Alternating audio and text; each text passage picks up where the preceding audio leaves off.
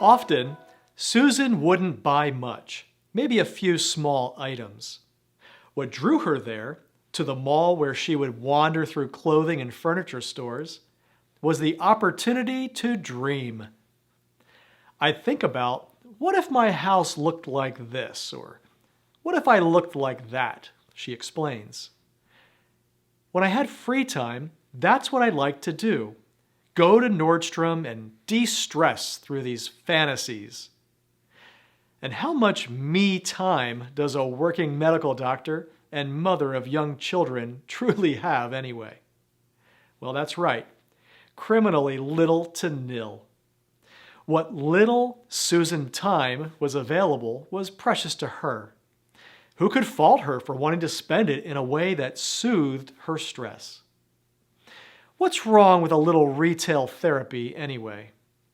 But eventually, Susan Gamble, who I introduced in Chapter 2 of the video series in the book as Pastor Matthew's wife, did put her finger on what was wrong with it. One day, she was reading a book an acquaintance from college had written about friendship. A line within it struck her, something about how so many of us focus on what we look like and not being likable and building relationships. It wasn't exactly a revolutionary idea, or one she'd never come across before, but in that moment, it was what Susan needed to hear. Susan realized that what she'd been looking for on those fantasy-filled shopping trips was something that she was never going to find in any store. What she needed was connection and acceptance. What she needed was closer relationships with others. Susan says, I realized that by thinking, oh, if I dress a certain way, or if my house is furnished a certain way, that subconsciously she was really trying to fit in and be accepted by certain groups of people. And then it hit her.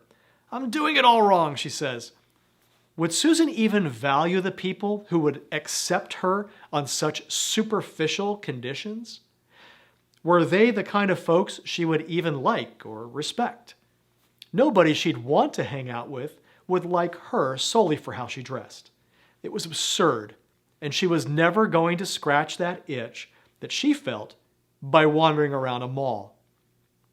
And it was, Susan realized, a substantial itch, and one she'd felt often over the years. Being a pastor's wife frequently meant exercising a fairly high degree of caution over whom she and Matthew had gotten close to. Despite the fact that as a couple, they truly valued authenticity, the capability to be really real, it was a struggle for them to be fully themselves at times. And that's because when you're considered a spiritual leader, people tend to scrutinize your every move. You're on the lookout with them for hypocrisy. When Susan was studying medicine at Yale University, she met a professor who was affiliated with the same religious denomination as she and Matthew were. This was exciting because, as you may remember from previous chapter 2 in that video, the Gambles didn't often meet folks that they could share their spiritual journey with. So Susan pursued a friendship with this professor.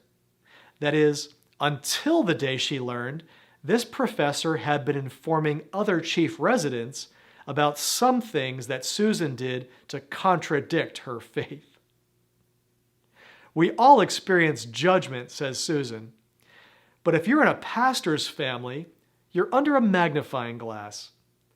Feeling gun-shy about revealing herself to other people for fear of their judgment brought its own share of loneliness. But living in the Gambles' adopted Californian community brought other challenges as well. The income drop that they experienced when they moved from Florida meant that the Gambles weren't exactly in the upper echelon of their affluent neighborhood. And when Susan scrolled through her social media feeds, she saw pictures of her friends from residency posing with expensive cars and relaxing in luxurious settings. The fantasies on offer throughout her social media channels, unlike the soothing dreams she experienced wandering through malls, sometimes poked her where she was sensitive.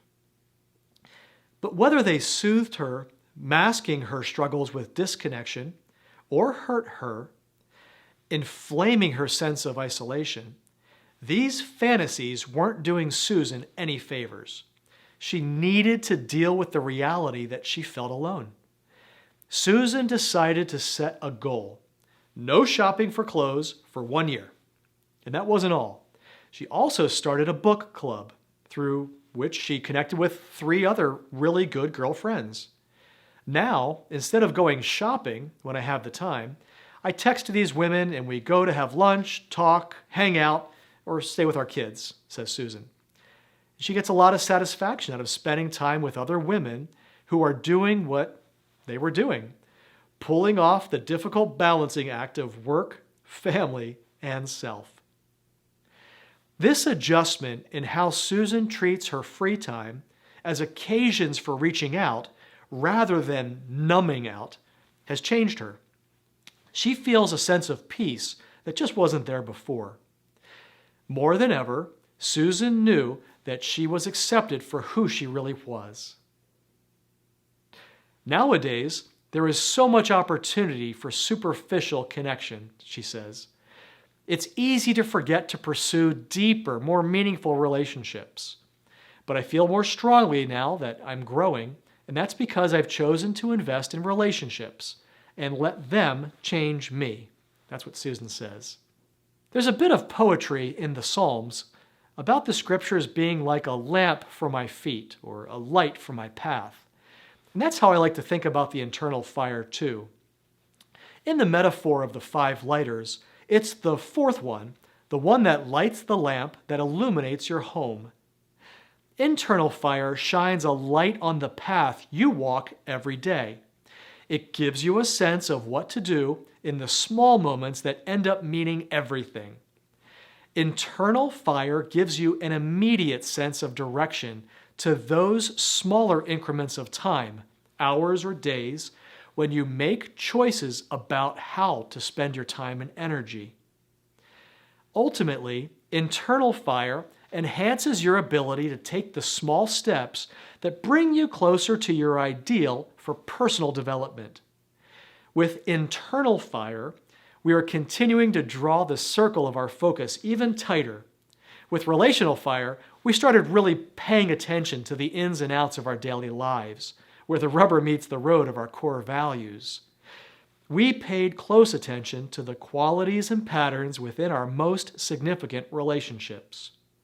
At this point, we're maintaining our gaze on the day-to-day, but we're shifting our attention to one specific place: ourselves.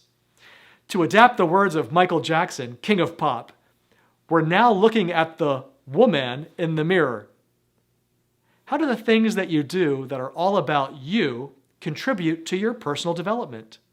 If you consider the apex of personal development to be living out your core values as fully as possible, how do you make those little daily moments count? How do your health, hobbies, or hopes either support or undermine this journey to becoming the person you want to become? That's what we'll explore in some detail at this stage of your F.I.R.E.S experience. How the way you manage your health, the hobbies you develop, and the hopes you pursue take you closer or further away from your positive personal development. These 3 H's of internal fire will help you to really zone in on a sense of step-by-step, day-to-day personal development, where the little things become the really big things in the end. Ultimately, you will create a strategy for self-development that zeroes in on these little things that end up being not so little. Like Susan, you'll be taking stock of your me time and what it says about who you are becoming. You'll be examining how you tend to spend your self-focused energy, the activities you pursue, the habits you cultivate, and the goals you set that are just for you. At the end of the chapter, you will continue the personal strategic planning process you started with spiritual fire and continued with external and relational fire. We'll take a closer look at this notion of the 3 H's of internal fire. And as always, you'll have the opportunity to read through some stories, research, and insights from experts that should deepen your thinking around these subjects. After that, you'll be ready to take your FIRES journey one step further with a personal development strategy. At that stage, you will be defining the way you would like to manage your 3 H's so you can create a personal development strategy. 2, analyzing your daily personal development situation. 3, envisioning various scenarios in which you try out various approaches to getting to where you want to go in terms of your daily personal development. 4, evaluating the solution you chose to figure out whether you're on course towards realizing your personal development strategy. Before you get started on that, are you ready to investigate internal fire?